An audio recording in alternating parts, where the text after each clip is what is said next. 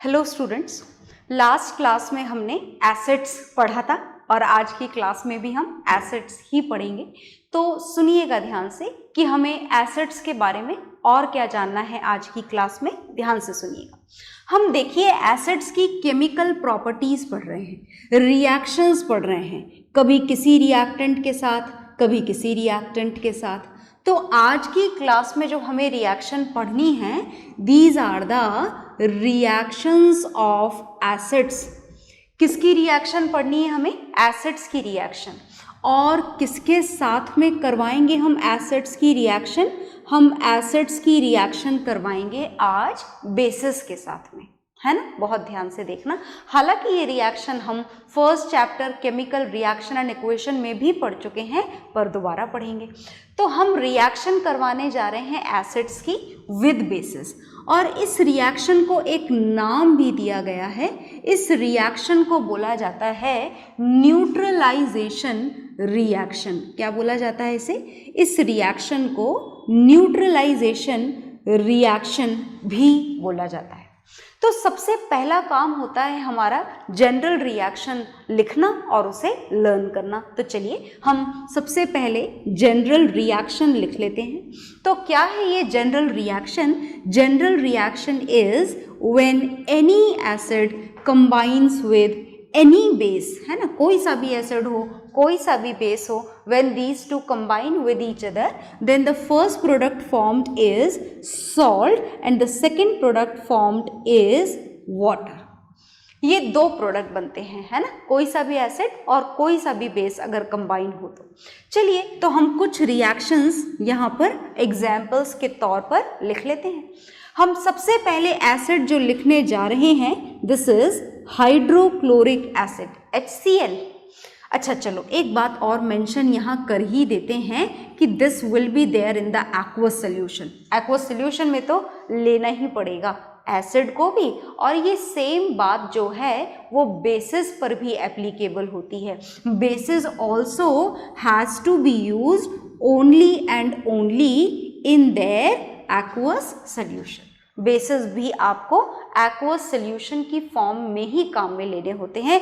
कारण वही है जो एसिड वाला है, पर हम जानेंगे जब बेसिस पढ़ेंगे तब, है ना। And when these two combine, तो मैं आपको याद दिलाऊं, वैसे तो पढ़ा हुआ है फिर भी एक बार याद दिलाना तो बनता है।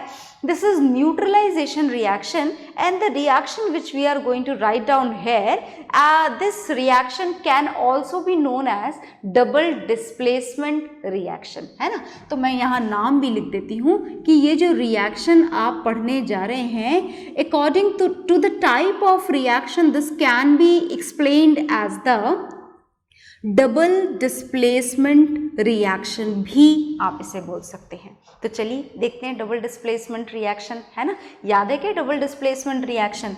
देखिए when we talk about this hydrochloric acid, then it has two ions, hydrogen ion and chloride ion. And similarly when we are going to know about the ions which are present in this base, ये base है ना, sodium hydroxide is a base. Not only sodium hydroxide, all those compounds which have hydroxide ion in them is a base, है ना। हर वो ion, सारे compound जिसमें hydroxide ion present होता है उसे क्या बोला जाता है? उसे बेस बोला जाता है ना। आगे देखिए, इससे जो प्रोडक्ट बनेगा वो क्या बनेगा? Salt and water. और क्या बोला जा रहा है? This will be formed according to the double displacement reaction. And what would happen in the double displacement reactions? The ions will be exchanged. क्या हो जाते हैं यहाँ पर? आयंस एक्सचेंज हो जाते हैं। इसका पॉजिटिव आयन इसके नेगेटिव आयन के साथ, और इसका पॉजिटिव आयन इसके नेगेटिव आयन के साथ। ऐसा ही होता है, बिल्कुल ऐसा ही होता है। तो लुक है, this positive ion will combine with this negative ion. मतलब जो सॉल्ट बनेगा वो कौन सा बनेगा? First salt, this is NaCl। First, second, third एक ही बनता है बस, है ना, दो तीन नहीं बनते हैं। प्लस जो दूसरा प्रोडक्ट बनता है वो कौन सा बनता है? Water. This hydrogen ion will combine with this OH negative ion, and when these two ions बहुत ध्यान से सुनना ये बात, ये बहुत काम की बात है, हायर क्लासेस में भी काम आएगी। कैसे बना वाटर, दोबारा देखो, this hydrogen ion will combine with this hydroxide ion, है ना। तो किसका फॉर्मेशन हो जाता है, तो फॉर्मेशन हो जाता है वाटर का। मतलब याद रखना कि पानी के अंदर हाइड्रोजन और हाइड्रोक्साइड दो आयन होते हैं। ओके, तो ये बन गया हमारा सॉल्ट और ये बन गया हमारा पानी। तो दिस इज सोडियम क्लोराइड, ये तो सोडियम क्लोराइड बन गया और ये हमारा पानी है ही सही। Is it okay? तो ये हमने लिखी न्यूट्रलाइजेशन रिएक्शन। अब इसे न्यूट्रलाइजेशन क्यों बोला जाता है, कारण क्या है? देखिए, एक एसिड और एक बेस, इन दोनों की रिएक्शन हो रही है और रिएक्शन होने के बाद में ना तो एसिड बना और ना बचा और ना ही बेस। मतलब एसिडिक इफेक्ट भी खत्म हो गया, प्रोडक्ट में ना तो एसिडिक इफेक्ट बाकी है और ना ही basic effect. And as both of the effect, acid as well bases, both of the effects are going to be destroyed, therefore this reaction is known as neutralization reaction। सब कुछ neutral हो गया, acidic effect भी खत्म और basic effect भी खत्म। Is it okay? तो एक रिएक्शन हम और लिख लेते हैं यहाँ पर एसिड और बेसिस की, जो मर्जी हो आप यहाँ पर एसिड ले लीजिए। जैसे मैंने यहाँ पर लिया ये वाला एसिड, पहचानते हो ना, नाम तो इसका क्या नाम है, इसका नाम है सल्फ्यूरिक एसिड H2SO4। और अब आपको इसकी रिएक्शन बेस के साथ में करवानी है, तो बेस आप अपनी पसंद का ले।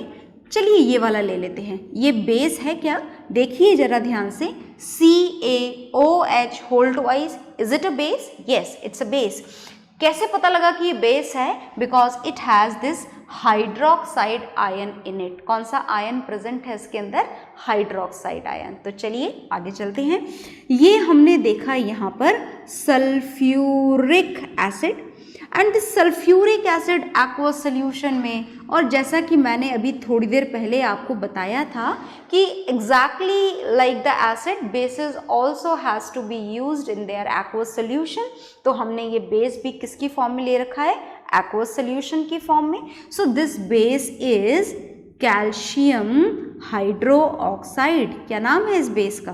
Calcium hydroxide. अच्छा, इसके नाम बड़े सारे हैं, है ना। कैल्शियम हाइड्रोक्साइड भी इसका नाम है, कैल्शियम हाइड्रोक्साइड, वो तो दिख ही रहा है हमको।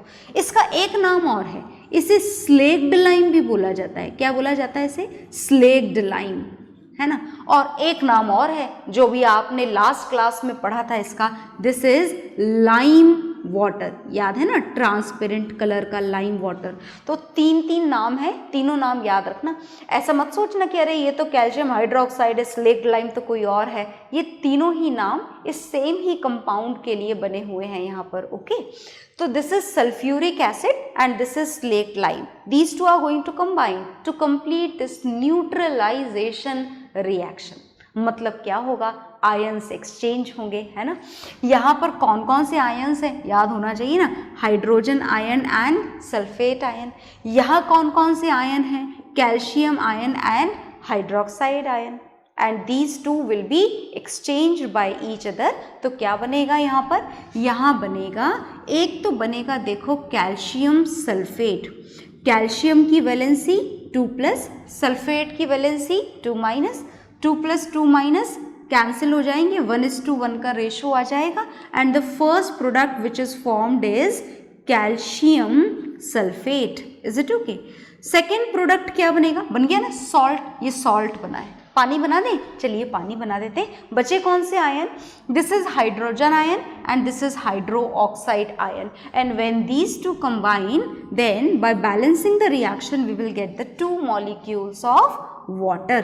Okay, so this is the reaction which is neutralization reaction is done, and I hope now that you are able to write down the reaction with any acid or any base, है ना। लिख सकते हो ना आप लोग, लिखिएगा जरूर। ओके, तो इसको फिलहाल नोट डाउन कर लें आप, ताकि हम नेक्स्ट केमिकल प्रॉपर्टी स्टार्ट करेंगे। Okay, note it down.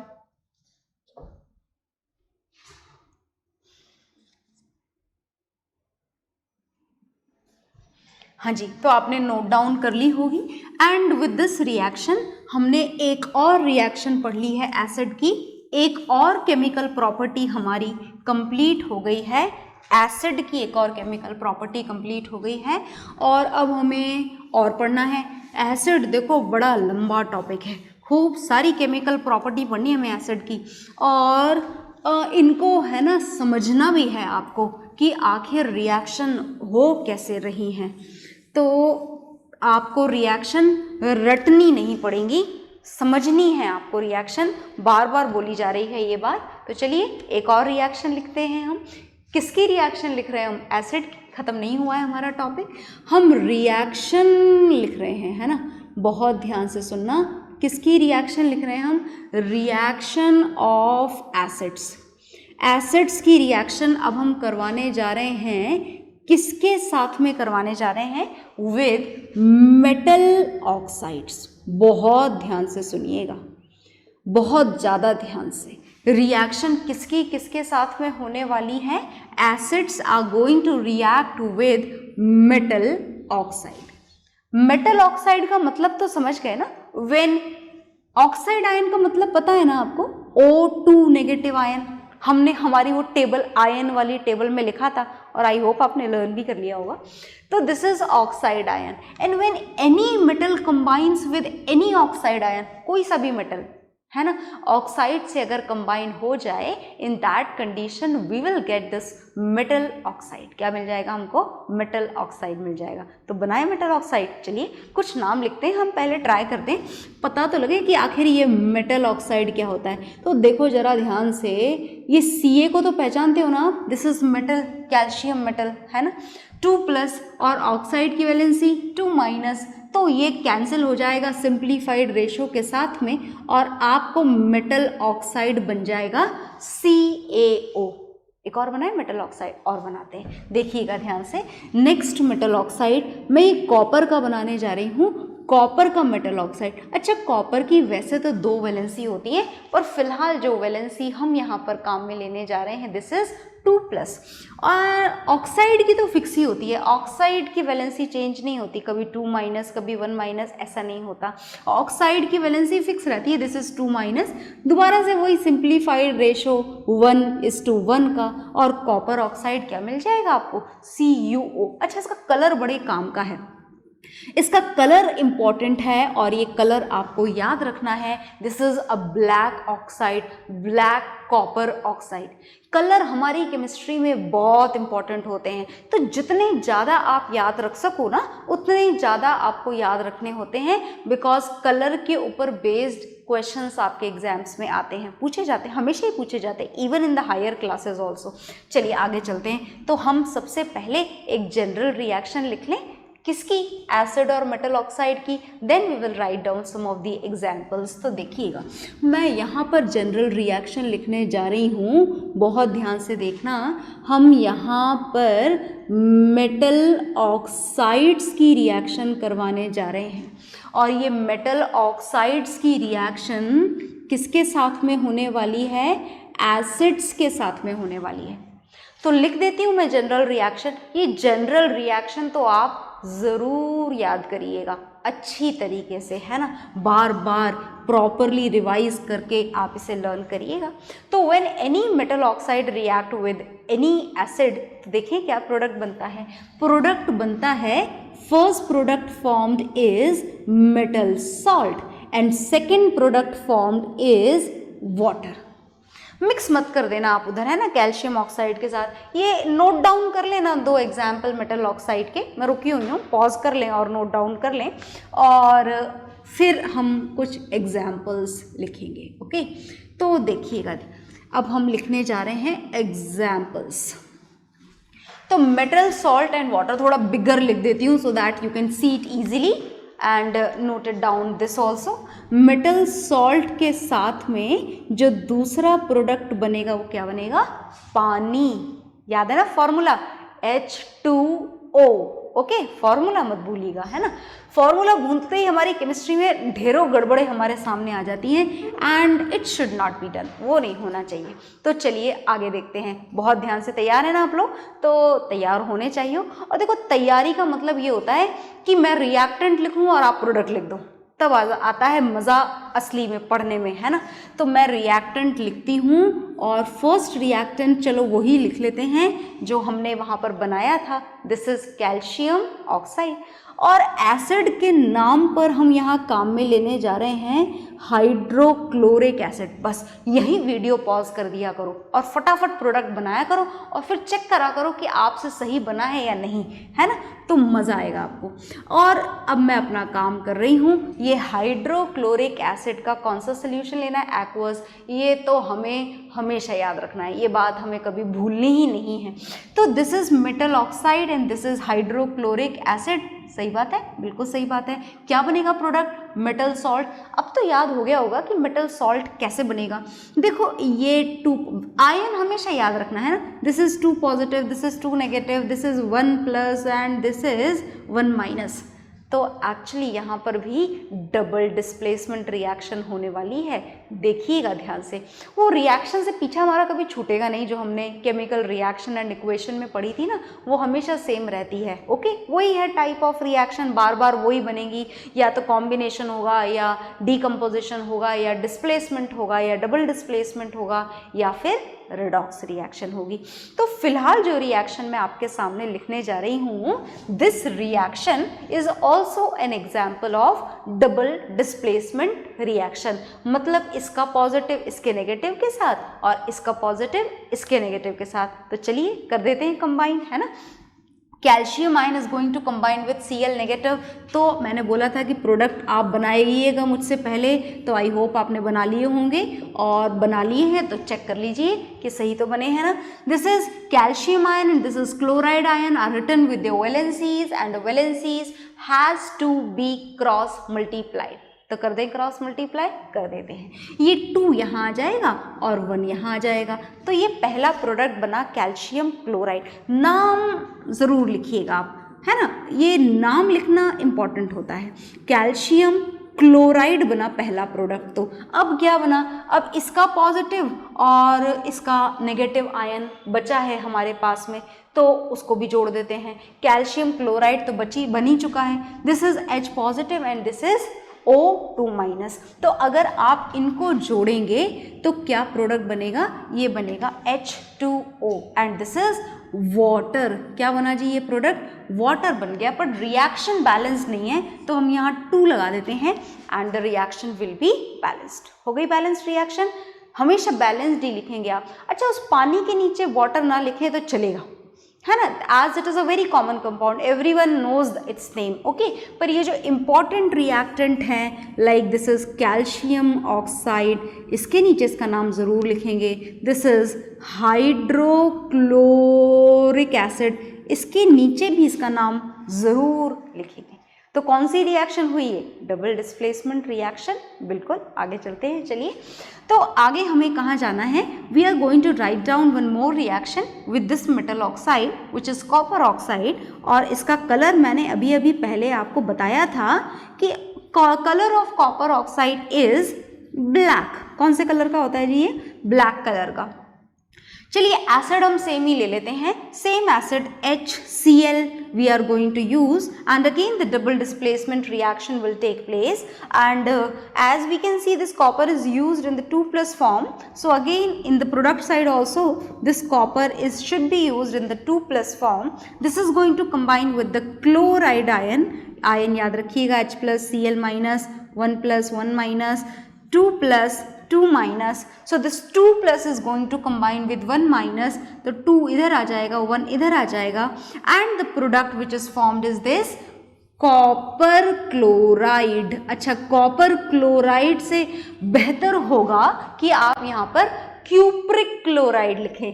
याद है ना नाम? Cu1+ is cuprous and Cu2+ is cupric, है ना। तो तो ये क्यूप्रिक क्लोराइड है, कॉपर सेकंड क्लोराइड भी बोल सकते हैं। और कॉपर कुछ भी याद ना रहे कि क्यूप्रिक है या क्यूप्रस है या कॉपर फर्स्ट है या कॉपर सेकंड है, तो फिर कोई ज़्यादा हेडेक लेने की ज़रूरत नहीं है, सीधे सीधे आप यहाँ पर कॉपर क्लोराइड भी लिख सकते हैं, है ना, ये भी लिख सकते हैं, ठीक है। अच्छा, इसका कलर चेंज हो जाता है, जैसे ब्लैक कलर का था ना, and this copper chloride is bluish, है ना, ब्लूइश कलर का होता है, ब्लूइश ग्रीनिश कलर का ये कंपाउंड होता है कॉपर क्लोराइड, ओके। और साथ में क्या बनेगा देख लीजिए, ये वाला पॉजिटिव इस वाले नेगेटिव के साथ कंबाइन हो चुका है, ये वाला पॉजिटिव इस वाले नेगेटिव के साथ कंबाइन हो जाएगा, तो प्रोडक्ट बनेगा next H2O. Again the reaction is unbalanced, so this 2 has to be used and the next product is water. तो हमें याद क्या रखना है, general reaction, so note it down, then will know something more about this acid, okay. हाँ जी, तो आपने नोट डाउन कर लिया होगा, नोट डाउन हमेशा करें और ऐसे करें कि रिएक्टेंट लिखें और प्रोडक्ट खुद लिखें, मज़ा तभी आएगा, आपको चीज़ें याद तभी रहेंगी, अदरवाइज आप भूल जाओगे। चलो जी, तो आगे चलते हैं। हमने बहुत कुछ जान लिया है एसिड के बारे में, पर अभी भी हमें एसिड के बारे में बहुत कुछ और जानना भी बाकी है, तो चलो थोड़ा और जानते हैं एसिड्स के बारे में, है ना, जाने एसिड्स के बारे में थोड़ा और, चलिए जानते हैं। हम एसिड्स के बारे में इसकी केमिकल प्रॉपर्टीज तो सारी जान चुके हैं, no other chemical properties left. अब एसिड को आपने दो पार्ट्स में डिवाइड करा था, कौन से दो पार्ट्स में डिवाइड करा था, inorganic acid and organic acid, है ना, याद है आपको। और फिलहाल आप एसिड को दोबारा टू पार्ट्स में क्लासिफाई करने जा रहे हो on some different basis, and now this time acids are classified into two categories. हम एसिड को कितनी कैटेगरीज में क्लासिफाई करने जा रहे हैं, दोबारा से टू कैटेगरीज में, बहुत ध्यान से सुनना, है ना। And this is strong acids, strong acids, ये वास्तव में स्ट्रॉन्ग होते हैं, खतरनाक होते हैं, मतलब, है ना, हमारी बॉडी के लिए, हमारी स्किन के लिए, हमारे कपड़ों के लिए जो खतरनाक एसिड होते हैं उन्हें बोला जाता है strong acid. But this is not the definition of strong acid कि जो खतरनाक होते हैं वो स्ट्रॉन्ग होते हैं, है ना, ये डेफिनेशन नहीं है, डेफिनेशन हम लिखेंगे अभी, है ना। Strong acid and second is weak acids. तो ये दो एसिड्स हमको पढ़ने हैं, strong acids and weak acids. सुनिएगा ध्यान से, स्ट्रॉन्ग एसिड्स के एग्जाम्पल बताती हूँ मैं सबसे पहले आपको। Examples of strong acids are first HCl, hydrochloric acid, strong acid है ये, है ना। H2SO4, सल्फ्यूरिक एसिड, ये भी स्ट्रॉन्ग एसिड है। और HNO3, नाइट्रिक एसिड, ये भी स्ट्रॉन्ग। तो मैंने ब्रैकेट क्लोज कर दिया, ये गलत काम किया, ऐसा नहीं करना चाहिए, एटसेट्रा लिख देते हैं, मैनी मोर, और भी एग्जाम्पल्स है स्ट्रॉन्ग एसिड के, हम दो तीन जान लें, बहुत है। Now we will know some weak acids, weak acids भी लिखते हैं। चलिए वीक एसिड के एग्जाम्पल भी देखिएगा, मैं नाम भी बताऊंगी आपको वीक एसिड के, क्योंकि आपको नाम याद नहीं होंगे इसके, कम पढ़ रहे हैं ना वीक एसिड्स को, हम स्ट्रॉन्ग एसिड्स ज़्यादा पढ़ रहे हैं। So weak acid is CH3COOH, नाम याद है आपको इसका, शायद याद हो, नहीं हो तो मैं बता देती हूँ, दिस इज एसिटिक एसिड। और एक बात और बताती हूँ कि ये जो एसिटिक एसिड होता है ये एक्चुअली विनेगर में प्रेजेंट होता है, vinegar which is used for the preparation of Chinese food, है ना, खाते हो ना आप लोग चाइनीज़ फूड, घर में आपकी मॉम्स कुक भी करती होंगी, तो usually this vinegar is used to cook them, है ना, तो डाला जाता है उसमें विनेगर, होगा आपके घर में, देख लीजिएगा आप। अच्छा, एक और एग्जाम्पल मैं लिखूंगी यहाँ पर, दिस इज H2CO3, ये हमने काफ़ी डिटेल में पढ़ा था, इसका नाम भी मैं दोबारा लिखूंगी क्योंकि वो हमने एक ही दिन पढ़ा था बस। दिस इज कार्बोनिक एसिड, और भूलिएगा मत कि ये जो कार्बोनिक एसिड है ये कोल्ड ड्रिंक्स में प्रेजेंट होता है। किस में प्रेजेंट होता है? कोल्ड ड्रिंक में। Good for health? No, not at all, है ना। चलिए आगे जानते हैं। कारण तो हमें अभी तक नहीं पता लगा कि इसे स्ट्रॉन्ग और इनको वीक एसिड्स क्यों बोला जाता है। कारण जानना है हमको। तो देखो दो कारण हैं, इनको स्ट्रॉन्ग और इनको वीक बोलने के दो कारण हैं। पहला कारण तो ये है कि HCl को जैसे ही वाटर में डिसॉल्व कर दो, not only HCl, all these acids है ना, जैसे ही पानी में डिसॉल्व कर दो, पानी में डिसॉल्व करने के बाद में ये HCl H positive aqueous solution और क्लोराइड नेगेटिव एक्वस सोल्यूशन इसमें डिसोसिएट हो जाता है। ये इन दो हिस्सों में स्प्लिट हो जाता है और यहाँ पर ये जो हाइड्रोक्लोरिक एसिड है ये पानी में मिलाने के बाद में हाइड्रोजन आयन और क्लोराइड आयन में कंप्लीटली डिसोसिएट हो जाता है। क्या होता है? कंप्लीट डिसोसिएशन होता है। ये पूरी तरीके से एक दूसरे से क्या हो जाते हैं? सेपरेटेड, अलग। आई बात समझ में? और कंप्लीट सेपरेशन के कारण इस पर्टिकुलर मिक्सचर में बहुत सारे हाइड्रोजन आयन होते हैं। तो स्ट्रॉन्ग एसिड की लिस्ट में आने के लिए दो बातें जरूरी हैं। कौन कौन सी दो बातें? First is acid should be completely dissociated. Complete dissociation होना चाहिए कब? इन वाटर, पानी में मिलाने के बाद में पॉजिटिव और नेगेटिव आयन पूरी तरीके से सेपरेट हो जाने चाहिए, है ना, completely free from each other. No force of attraction should be left between positive and negative ion after this dissociation. आई बात समझ में?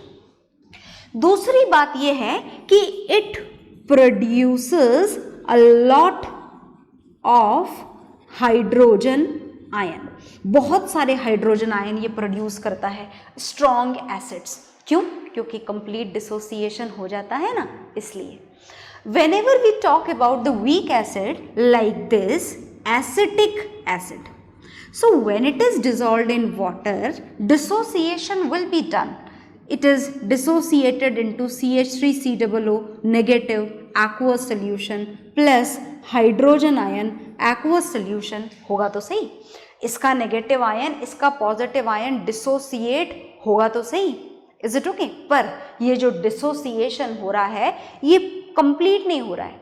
डिसोसिएशन होने के बाद में भी इन दोनों के बीच में फोर्स ऑफ अट्रैक्शन बाकी रह जाता है। कंप्लीटली फ्री नहीं होते ये एक दूसरे से मूवमेंट के लिए। आ गया ना समझ में? Here these two ions are free to move and here these two ions are not completely free to move. मतलब पहली कंडीशन है वीक एसिड की कि here partial dissociation of ion is there. Partial dissociation होता है कहाँ पर? In water. और because of this partial dissociation less number of hydrogen ion are there. hydrogen ion इसमें क्या होते हैं? कम होते हैं। So these are the definitions and the examples of strong acids and weak acids. Note it down, note down कर लीजिए।